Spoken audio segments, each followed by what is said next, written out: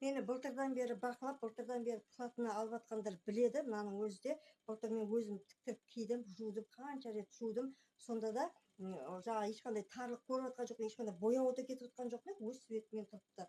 Ойлайды да енді арзан беріп жатқаннан кейін жаман бір мусор платно шығар деп. Ондай платно емес. Бір суға обязательно бір суға саламын, жуып мыжғылап саламын, оны жақсылап парменен үтіктеймін, барлық микробтар кетіріп, тауар кезінде де үтіктеймін, тігіп болғасынан үтіктеймін, тігіп жатқан кезде де тігістері жатық болсын деп алып үтіктеймін и екіге қойып тігемін.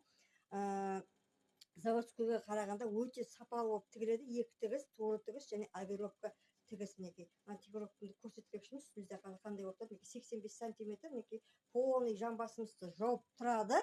Несінен көрсетейін, өте кең, мол, мінекей. Қарап 1 метр кең килот шалбар хәз етіп үйге киесіздер, мен хәз етіп тігемін, сіздер хәз етіп келсеңіздер болады. Мінекей